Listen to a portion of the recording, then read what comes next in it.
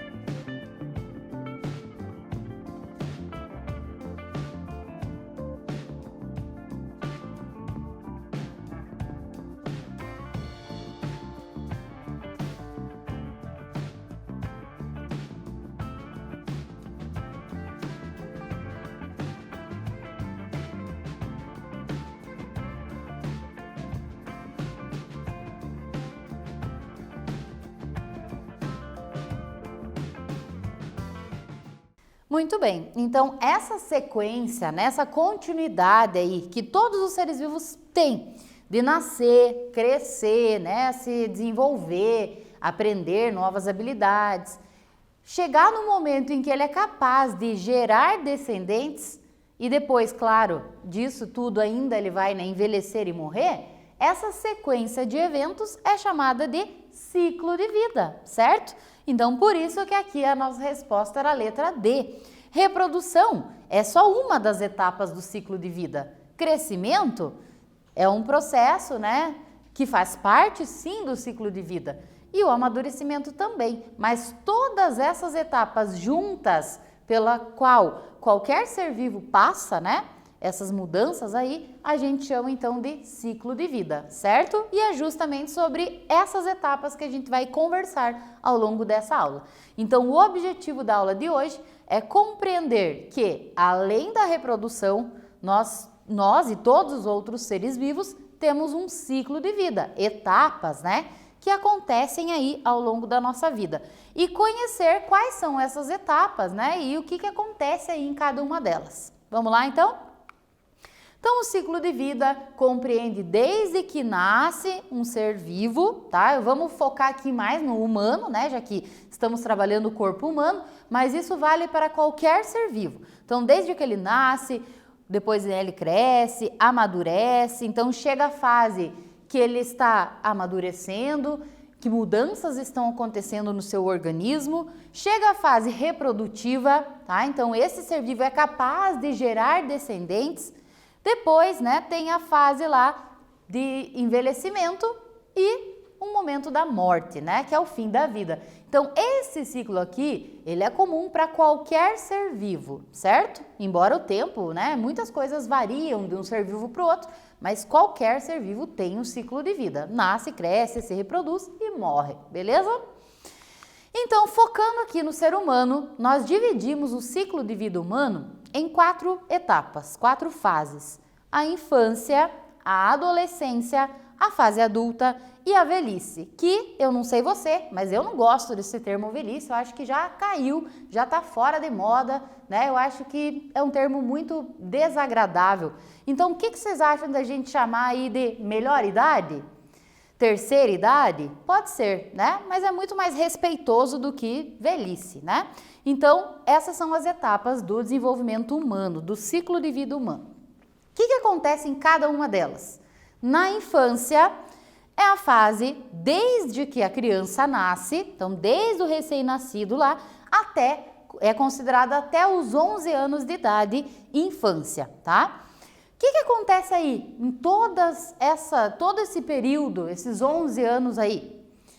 Muitas descobertas, né? Muita curiosidade, muito aprendizado. Então você deve ter reparado já em crianças pequenas como elas são curiosas. Então o bebezinho lá, ele começa, né, a pegar as coisas na mão, ele começa a colocar as coisas na boca, ele começa a descobrir o mundo à sua volta. Então é uma fase de muita curiosidade, de muita descoberta e que tem muita aprendizagem acontecendo, né? A fala, a linguagem, os sentimentos, é uma série de coisas que a criança aprende. E esta, claro, é uma fase em que nós temos muita dependência do adulto. Então o bebezinho lá, né, precisa do leite materno, da amamentação, dos cuidados, né, da mãe ali. Depois, né, quando cresce ainda para aprender a andar, para não se machucar, para saber o que é certo, o que é seguro, o que não é. Então a infância, além de ser um período de muito aprendizado, ainda é um período em que há muita dependência dos adultos, beleza? Depois dos 11 anos, então 12, né? Dos 12 até os 18, 19, é o período em que a gente chama aí, a ciência chama de adolescência, tá? Então é um período em que transformações ocorrem, muitas transformações no corpo e na mente, certo? Que mudanças, que transformações são essas? Então, num dia, dá a impressão que, né, você era uma criança e parece que no outro dia você se olha no espelho, né, começa a ver ali espinhas, começa a perceber as meninas os seios crescendo, já tem que usar sutiã, né? Os meninos começam também a perceber muitas mudanças na voz, no corpo, mudanças na mente também, né, no jeito de pensar, de ver as coisas. Então a gente fica, né, perdida, é uma fase realmente complicada da vida, tá? Essa tal de adolescência. Mas e por quê, né? O que acontece com o organismo humano nesse período? Então olha só, a adolescência nada mais é do que uma transformação gradual de meninas e meninos em adultos, tá? Então é o período em que você está numa transição, tá deixando de ser criança para se tornar um adulto. E neste momento, o início aí da adolescência, quando começam a acontecer todas essas mudanças no corpo, a gente chama aí de puberdade. Então, por volta de 11 anos, isso já começa a acontecer. Tem pessoas que acontece mais cedo, tem pessoas que acontece mais tarde, tá? Cada corpo é um corpo, não tem uma regra geral. Mas na maioria dos casos, com 10, 11, 12 anos, essas mudanças vêm e vêm rapidamente, tá? Então, nas meninas, que mudanças são essas? O desenvolvimento dos seios, né? Começam a crescer, o nascimento de pelos nas regiões íntimas, formato do corpo, o quadril, né? Que na criança ele é mais reto, depois na adolescência ele começa a ficar mais curvilíneo, né? Um formato mais curvado. Nas meninas acontece também um marco, né? Um fenômeno importante que é a menstruação, tá? E nos meninos?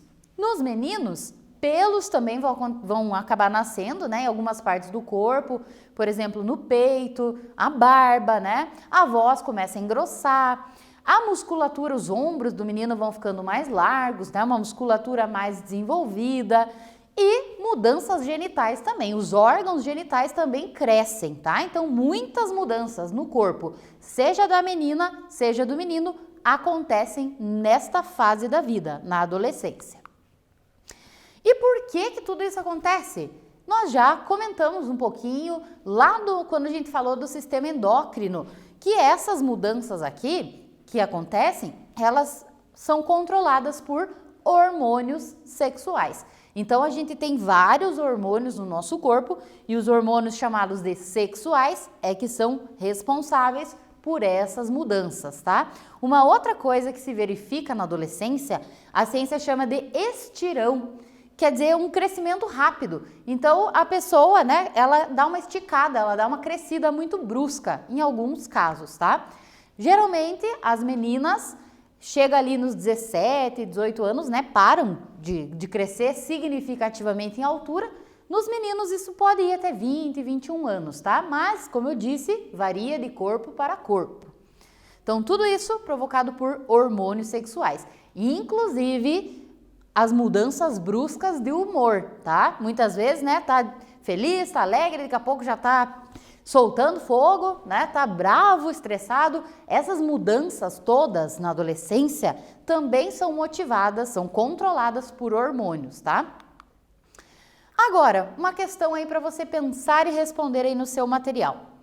Na letra A, por que na adolescência acontecem tantas mudanças corporais? A gente acabou de falar, tá bem fácil de responder. E na letra B, cite, escreva, anote aí as principais mudanças no corpo feminino e as mudanças no corpo masculino. Vamos lá então? Deixei até uma imagem aqui para lembrar, para ficar mais fácil. Responde aí e nós já voltamos.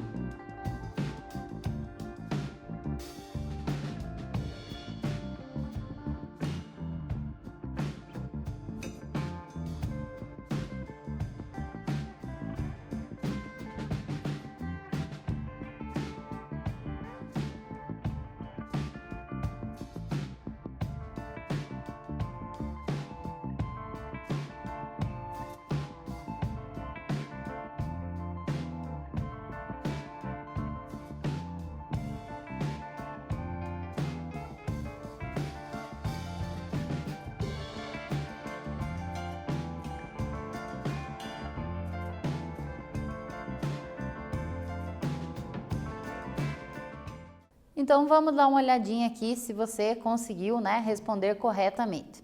Então lembrando que essas mudanças que acontecem na adolescência no corpo são resultados de hormônios sexuais, certo?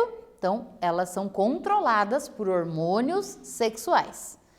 E quanto às mudanças que acontecem no corpo feminino e masculino? Eu vou voltar uma tela aqui para ajudar. Olha só, nas meninas, algumas mudanças, né? Porque tem outras também.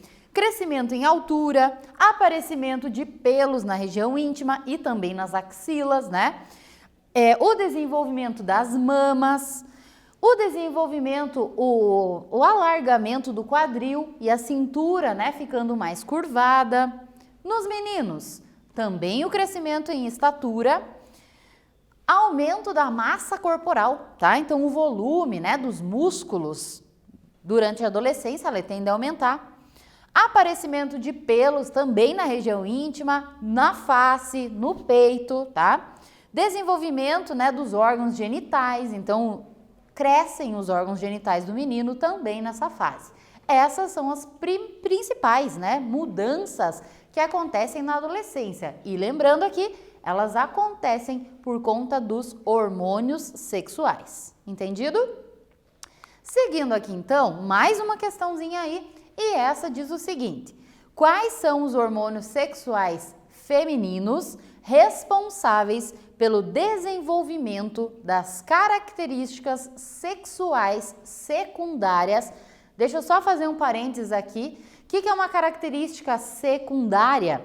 Quer dizer que quando ela é criança, não tem essas características. Ela é secundária, ela vem depois, na adolescência.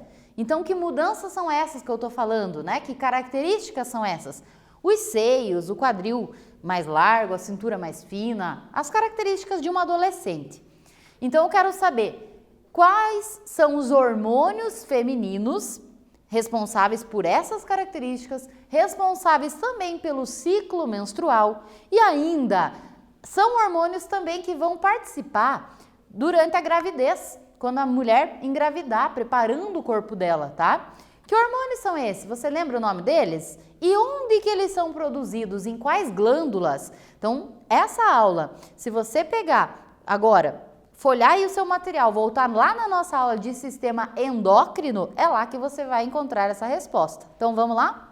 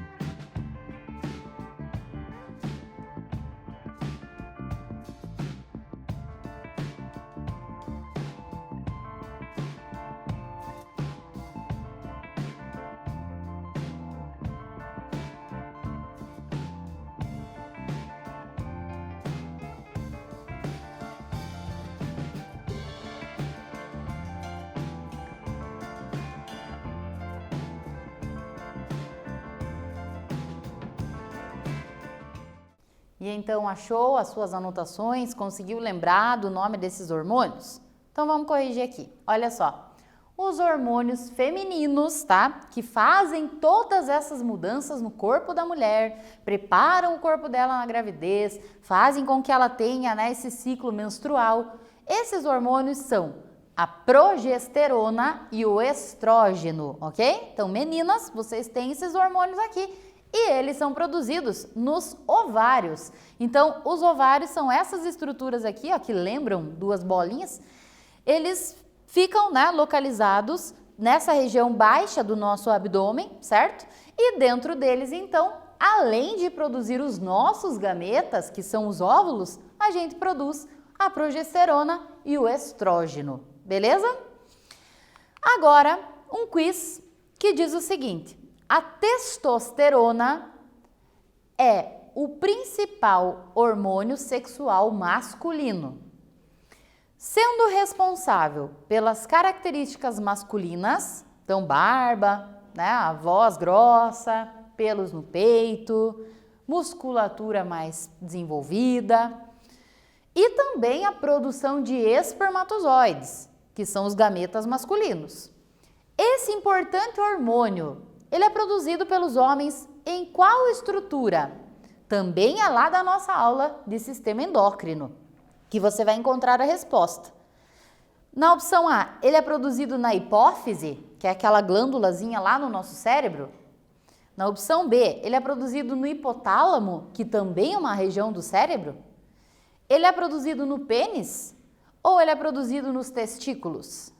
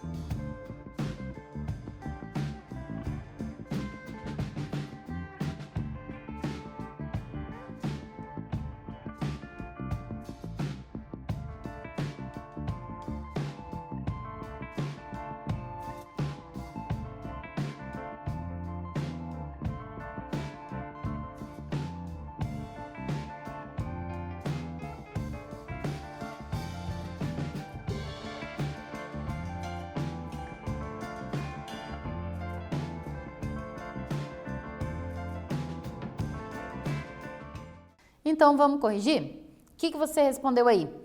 Lembrou onde que a testosterona, hormônio masculino, é produzida? Se você respondeu que é nos testículos, muito bem, tá? Então, lá nos testículos dos meninos, acontece a produção desse hormônio, testosterona, e também dos espermatozoides, que são os gametas masculinos, né? As células reprodutivas masculinas, beleza? Seguindo, então, na adolescência também ocorrem mudanças na configuração dos neurônios. Olha que interessante isso. Mudanças no jeito que os neurônios se comunicam. Isso faz com que o sistema nervoso amadureça. Então é por isso que acontecem tantas mudanças na mente também, tá? Mas claro, é bem importante ter muito juízo, pensar muito antes de tomar as atitudes. Porque, né, é um momento que a gente está agindo com os hormônios à flor da pele, com um impulso, né, muita vontade, muitos desejos, isso é adolescência. Mas, né, muitas atitudes podem ter consequências graves. Então é bem importante a gente sempre, né, focar bem, pensar com calma, amadurecer as ideias antes de atitudes precipitadas, tá? A gente ainda está com o sistema nervoso em fase de amadurecimento nesse período. E claro, né, essas fotos aqui representam bem o dia a dia dos adolescentes, não é mesmo? Tenho certeza, inclusive se tem mãe e pai assistindo juntos a aula, sabe bem disso, né? A gente muitas vezes chama até de aborrecência, não é mesmo? Porque é um período de muita oscilação hormonal, muitas mudanças, tudo muito novo, né? E aí, claro, a gente tem, né, essas mudanças bruscas de humor também, tá? Se você quer saber mais sobre o que acontece com o corpo na adolescência, eu vou deixar aqui esse QR Code para você escanear ele com a câmera do seu celular e acessar esse material aqui que tem muita coisa interessante lá. Vale a pena dar uma conferida, tá?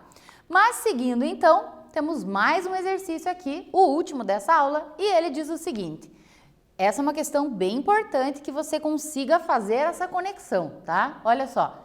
De que maneira as mudanças no corpo e no comportamento, mudanças mentais, que ocorrem na adolescência estão relacionadas com o sistema nervoso e com o sistema endócrino? Então, lembra que o sistema endócrino é o sistema de hormônios, né? Glândulas, que a gente já estudou recentemente. Então, como que eles estão conectados? Vamos tentar responder aí?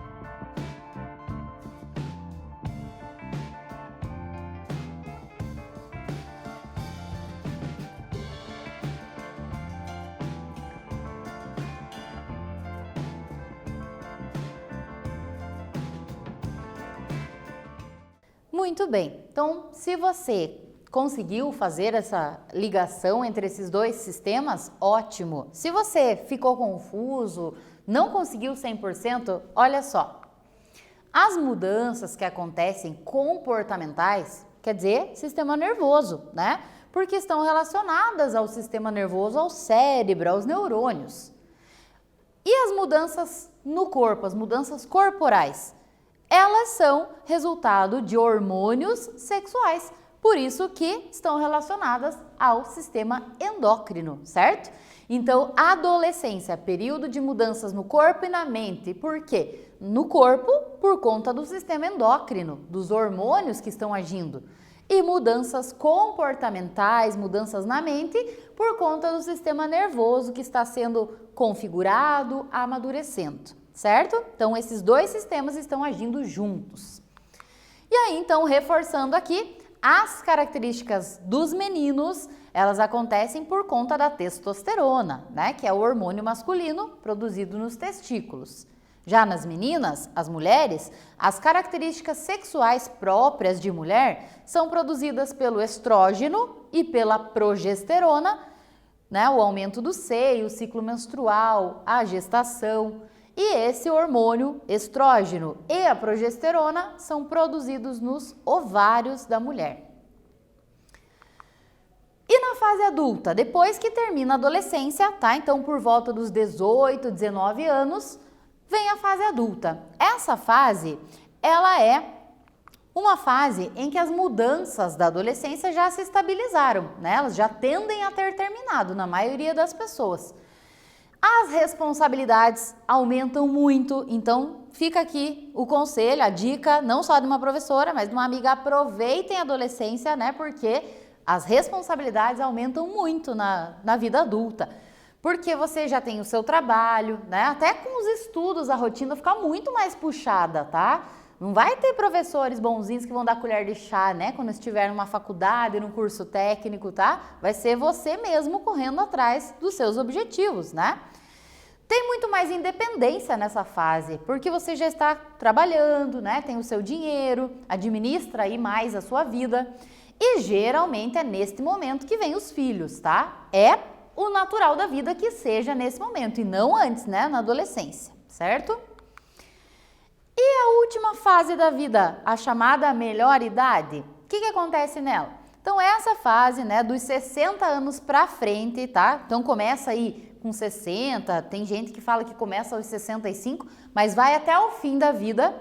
Essa fase, né, os cabelos estão brancos, a pele está muito mais enrugada, alguns problemas de saúde, claro. Tudo depende do estilo de vida dessa pessoa. Então, por isso que é importante que você se cuide desde já, certo? Para que você chegue na melhor idade, alto astral, saudável, né? Sem dores, sem doenças. E o que a gente precisa sempre ter em mente sobre essa fase?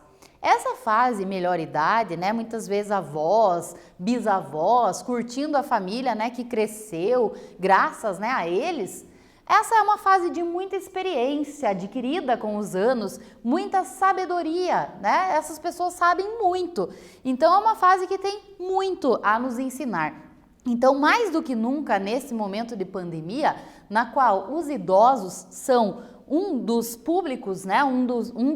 dos perfis mais sensíveis ao coronavírus, é muito importante que você faça a sua parte, cuide para que você não pegue a doença e não passe para os seus avós, né? Porque, infelizmente, muitos deles não resistem. E eles são história, eles são sabedoria, eles são alegria, tá? Então, cuidem dos seus avós, né? Dos velhinhos aí, que eles estão na melhor idade. Vamos fazendo mais um fechamento, passou muito rápido, né? Essa aula. E olha só, então a gente viu que o ciclo de vida são as etapas do desenvolvimento dos seres vivos. Nos seres humanos, especificamente, nós temos a infância, a adolescência, depois a fase adulta e aí a melhor idade. E nós vimos que é justamente na adolescência que acontecem maiores mudanças no corpo e na mente, tá? Então, é esse período que você aí está passando agora, né? Já faz um tempo que vocês entraram na adolescência, mas ela ainda está acontecendo, essas mudanças. Então, é bom, né, você se conhecer, você sempre se valorizar, se amar, né, e se cuidar muito da sua saúde e do seu corpo, ok? Olha só a frase para fechar essa aula. Envelhecer não é perder juventude, mas ganhar experiência, sabedoria e histórias para contar. Então, né, a gente olha lá para os idosos, eles envelheceram, né, o corpo entrega, a aparência entrega, é natural, né, até objetos, até seres que não são vivos envelhecem com o tempo, quem dirá os seres vivos, né, mas envelhecer é trazer experiência, aprendizado, tá? Então, quanto mais a gente vive, mais a gente quer viver, né? Então, vamos sempre lembrar e cuidar aí dos nossos idosos, que eles são experiência, sabedoria e histórias. Se cuida, agradeço aí a sua atenção mais uma vez aqui comigo nessa aula e te espero aqui na nossa próxima aula.